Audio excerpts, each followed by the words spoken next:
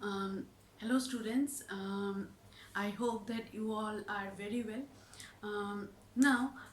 Regarding my last class, I was discussing that in the first general election, how the election commission contributed and managed all the thing to conduct a free and fair election in India, and how different countries of the world, leaders from different countries, they criticized Indian political leaders that democracy was a major failure in India.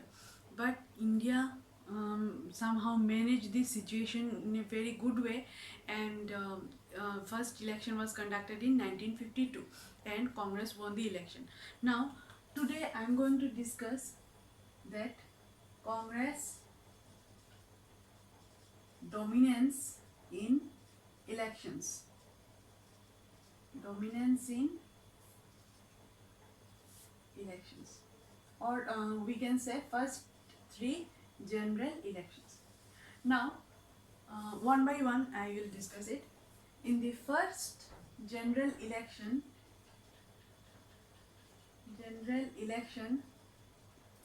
which was held in 1952, Congress won 364 out of 489 seats. তার মানে total seats ছিল 489 Lok Sabha seats, তার মধ্যে Congress single মানে একা 364 seats জিতেছিল। আর 45% ওরা কি পেয়েছিল, ভোট পেয়েছিল, অ্যান্ড 74% সিটস জিতেছিল। Now, in the first general election, Congress won in all the states in India. তো কংগ্রেস কি করলো, প্রত্যেকটা স্টেটেও সেই সময় ইলেকশন কন্ডাক্ট করা হয়েছিল, as well as Lok Sabha election, ঠিক আছে। তো বিধানসভা লোকসভা ইলেকশন দুটো একসাথেই কন্ডাক্ট করা হয়েছিল, কারণ সেটা ফার্স্ট ইলেকশন ছিল দেশে। নাও অলমোস্ট না প্রত্যেকটা স্টেটেই কংগ্রেস কি ছিল, মেজরিটি ভোটস পেয়েছিল। বাট তিনটা স্টেটে কি হয়েছিল, ওড়িশা, মাদ্রাস অ্যান্ড কেরালা, এই তিনটা স্টেটে কংগ্রেস কোয়ালিশন গভর্নমেন্ট ফর্ম করেছিল। কোয়ালিশন গভর্নমেন্ট কি মানে, অন্য পার্টির সাথে একটা মানে ওদের সাথে কথা বলে, ওদের সাথে গঠবন্ধন করে পার্টি ফর্ম করেছিল, গভর্নমেন্ট ফর্ম করেছিল। তো এই তিনটা স্টেটের মধ্যে কংগ্রেসের ভোটস কম্পারেটিভলি কম ছিল as compare to other states. Plus এখানে কি হয়েছিল, কমিউনিস্ট পার্টি অফ ইন্ডিয়া কি ছিল, সেকেন্ড পজিশনে ছিল কংগ্রেসের পরে, এবং ওরা 16 সিটস ওরা জিতেছিল। তবু কংগ্রেসের কম্পারিজনে সেটা অনেক কম ছিল।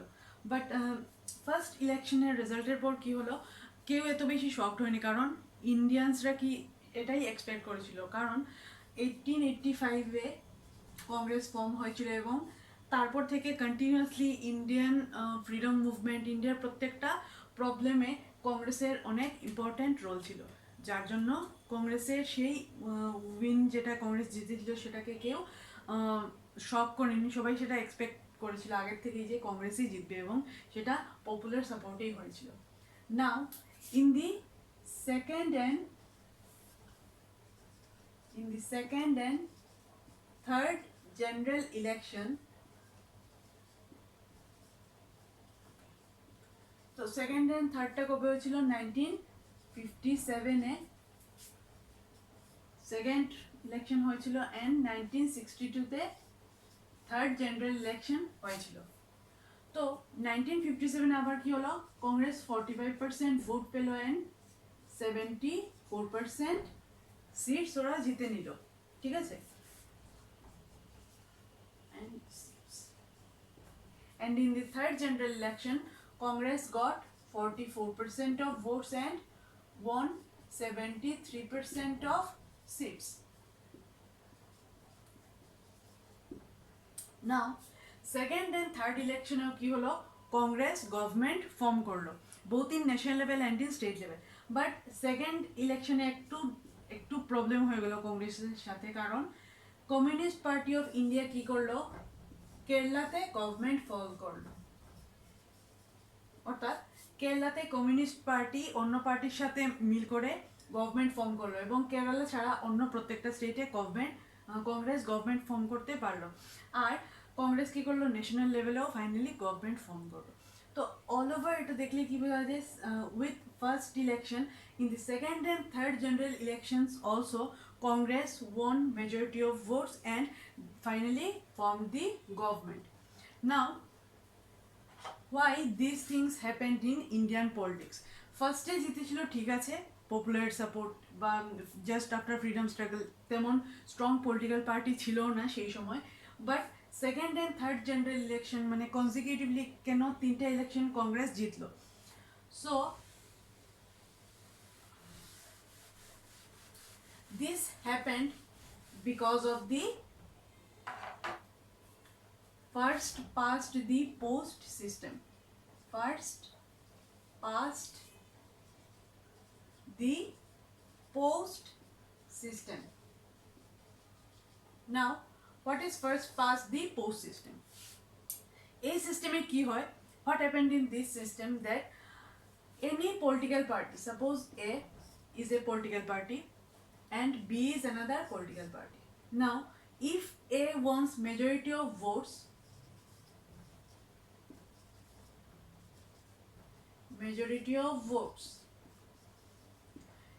if A wins majority of votes, then B, A wins the election, and এই যে ভোটস পেল যে পার্সেন্টেজে, তার থেকে বেশি পার্সেন্টেজে এ কি করবে, সিটসগুলো জিতবে। সেম থিং কার সঙ্গে হয়েছে, কংগ্রেসের সঙ্গে, ইন্ডিয়ান ন্যাশনাল কংগ্রেস। তো কংগ্রেস মেইনলি 45 থেকে 44 থেকে 45% ভোটস ওরা পেয়েছিল। তার মানে কি, যেগুলো নন কংগ্রেস পার্টি ছিল সেগুলো কি 55% to 56% ভোটস ওরা পেয়েছিল, নন কংগ্রেস গভর্নমেন্টগুলো, পলিটিক্যাল পার্টিগুলো। Then why Congress won the election, এই যে নন কংগ্রেস পার্টিগুলো ছিল মানে আদার পলিটিক্যাল পার্টিস, ওদের কি ছিল, ওদের ভোটসগুলো ডিভাইডেড ছিল। যেমন কিছু ভোটস কমিউনিস্ট পার্টি পেয়েছিল, কিছু ভোটস পেয়েছিল সোশ্যালিস্ট পার্টি, আরও কিছু ভোটস আরও অনেকগুলো পলিটিক্যাল পার্টি এবং ক্যান্ডিডেটের মধ্যে ডিভাইড হয়ে গিয়েছিল। মানে এই 55%টা আরও 10 বা 15 ভাগে ভাগ হয়েছিল, ঠিক আছে। বাট কংগ্রেস কি করলো, এই যে শেয়ারটা 45% কংগ্রেস সেটা একাই পেয়েছিল, যার জন্য হাফ থেকে কম পার্সেন্টেজ ভোট থাকা সত্ত্বেও কংগ্রেস গভর্নমেন্ট ফর্ম করতে পেরেছিল। So because of this system, তো ফার্স্ট পাস দি পোস্ট সিস্টেমের জন্য কংগ্রেস মেইনলি তিনটা ইলেকশনেই ডমিনেট করতে পেরেছিল এবং সিচুয়েশনটা কংগ্রেসের ফেভারে চলে এসেছিল। না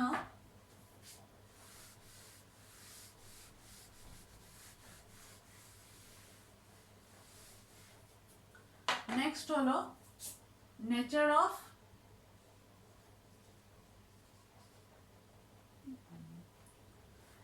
অফ কংগ্রেস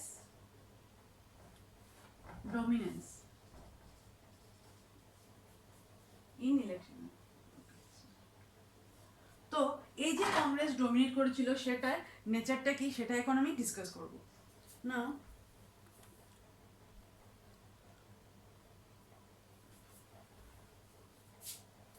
তো ফার্স্টে কংগ্রেসের নেচারটা ডিসকাস করতে গেলে আমাদের ওয়ার্ল্ড পলিটিক্সে একটু ফোকাস করতে হবে। তো ওয়ার্ল্ড পলিটিক্সে সেই সময় কি হয়েছিল, চায়না, কিউবা, সিরিয়া,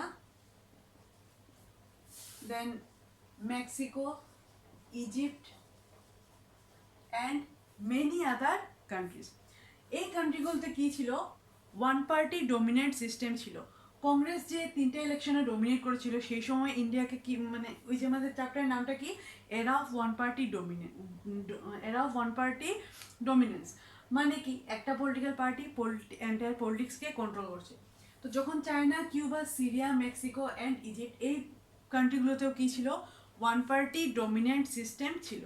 তো ওদের ওয়ান পার্টি ডমিনেন্ট সিস্টেমটা কী ছিল, যে ওদের চায়না, কিউবা অ্যান্ড সিরিয়া, ওদের অ্যাজ পার দি কনস্টিটিউশন, ওদের কনস্টিটিউশন মতে কী ছিল, একটাই পার্টি থাকবে, there should be one political party for the entire country and the decision of that one political party will be full and final. অর্থাৎ এই পার্টির বিরুদ্ধে কেউ কোনো কিছু বলতে পারবে না, এই পার্টির decision is all in all, ঠিক আছে, পার্টি যেটা ডিসাইড করবে সেটাই হবে। আর মেক্সিকো ইজিপ্টের ক্ষেত্রে কি ছিল, ওরা military government, that means party প্রয়োজন পড়লে ফোর্সফুলিও নিজের কোনো ডিসিশন সিটিজেনের উপর চাপিয়ে দেবে এবং সেটা সিটিজেনকে মেনে নিতে হবে। এই ছিল ওদের ওয়ান পার্টি ডমিনেন্ট সিস্টেম, নেচারটা এই ছিল। বাট ইন্ডিয়াতে সিচুয়েশনটা ডিফারেন্ট ছিল, কারণ ইন্ডিয়াতে দুটো মেইনলি কন্ডিশনের উপর সেটা হয়েছিল। First is Democratic condition, Democratic conditions and popular consensus.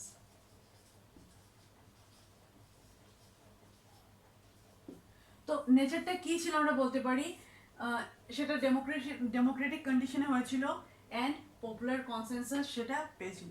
তার মানে কি, নাও ডেমোক্রেটিক কন্ডিশন বলতে কি বোঝানো হচ্ছে যে ইন্ডিয়াতে ইলেকশন কন্ডাক্ট হয়েছিল এবং ইন্ডিয়াতে কিন্তু ওয়ান পার্টি সিস্টেম না, ইন্ডিয়াতে মাল্টি পার্টি সিস্টেম। তার মানে ইন্ডিয়াতে A B C D E অনেকগুলো পলিটিক্যাল পার্টি পার্টিসিপেট করেছিল ইলেকশন প্রসেসে, এবং এই প্রসেসের মধ্যে সি যদি আমি কংগ্রেসকে ধরি, ইন্ডিয়ান ন্যাশনাল কংগ্রেস, কংগ্রেস বেশি ভোট পেয়ে ইলেকশনটা জিতেছিল।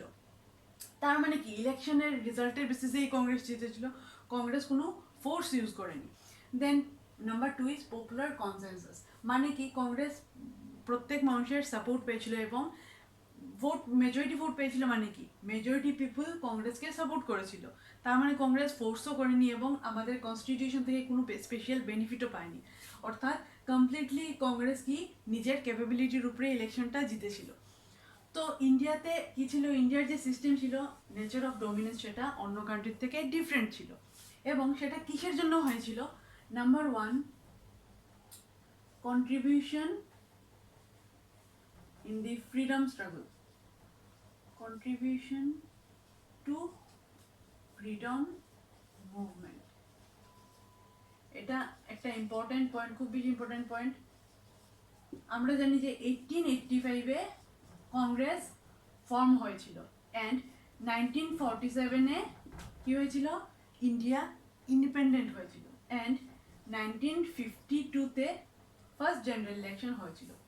নাও 1885 থেকে 1947 এই টাইমে যত ইম্পর্টেন্ট মুভমেন্ট হয়েছিল ইন্ডিয়াতে, quit India movement, civil disobedience movement, তারপর অনেকগুলো ক্যাম্পেইনিং, ব্রিটিশের এগেনস্টে অনেকগুলো planning, propaganda, then round table conference, Rowlatt act, এই সবগুলোতে কংগ্রেসের অনেক ইম্পর্টেন্ট রোল ছিল। কংগ্রেসের মেম্বাররাই মেইনলি ফ্রিডম মুভমেন্টটাতে লিডিং পার্টে ছিলেন।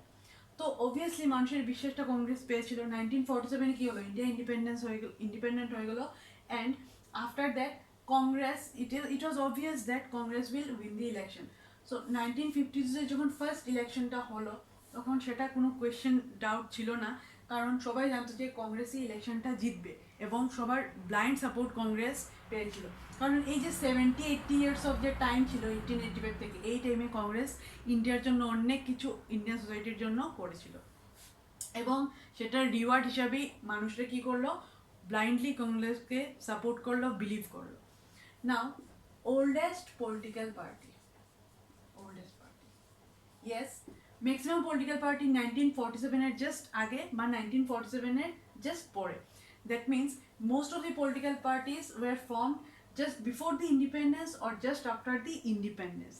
They were not as old as Congress. Congress was formed in 1885. That means 70 or 80 years before the independence. So that is why Congress was the oldest party and it had a mass support. Then popular leaders. Mahatma Gandhi, father of our nation. Then Jawaharlal Nehru, first Prime Minister of India. বা সর্দার বল্লভভাই প্যাটেল, এই যে popular leader ছিলেন এরা সবাই কে ছিলেন, কংগ্রেসের member ছিলেন, এবং এরা প্রত্যেকে আমরা জানি, সেটা না বললে হবে, ওদের প্রত্যেকেরই ইন্ডিপেন্ডেন্স মুভমেন্টে অনেক বেশি কন্ট্রিবিউশন ছিল, ওরাই মেইন লিডার ছিলেন। তো যখন এত popular লিডাররা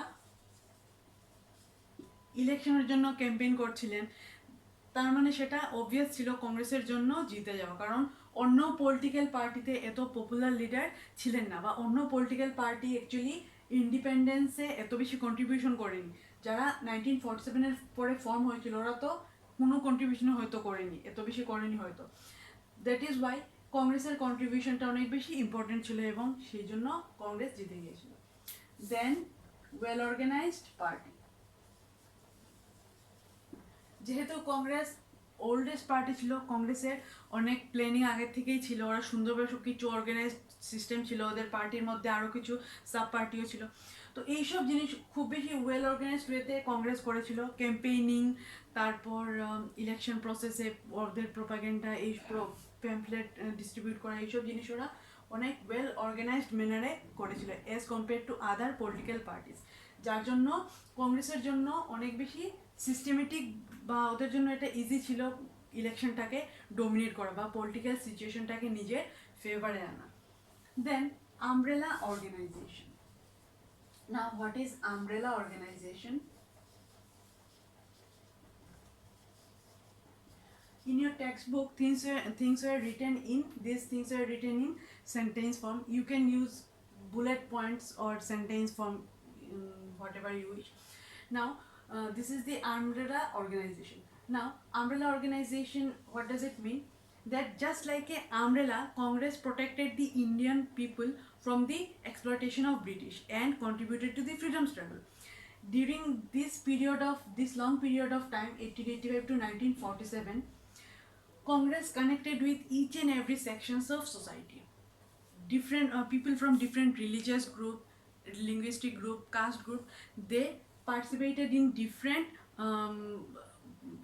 different meetings or gatherings of Congress political party.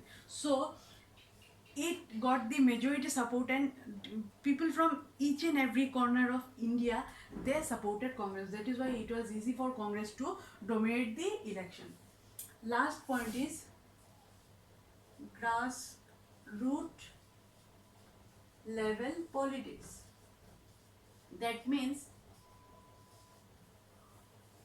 during the time of independence, Congress was a big political party, and under Congress there were some sub party or small organization or small groups.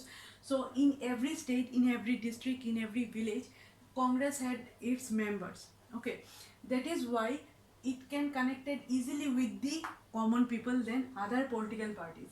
And the political parties like Communist Party and Socialist Party, they were popular in some or the other state, but Congress was popular in almost all the states in India.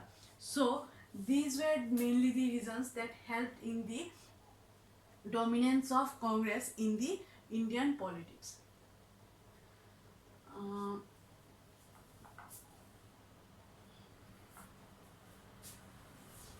So this is the way the Congress dominated the entire politics in India from 1952 to 1967. So this is that is all from my class, and in my next video I will discuss about the ideologies of Congress and further topics from this chapter. So stay home, stay safe, and thank you. This is all.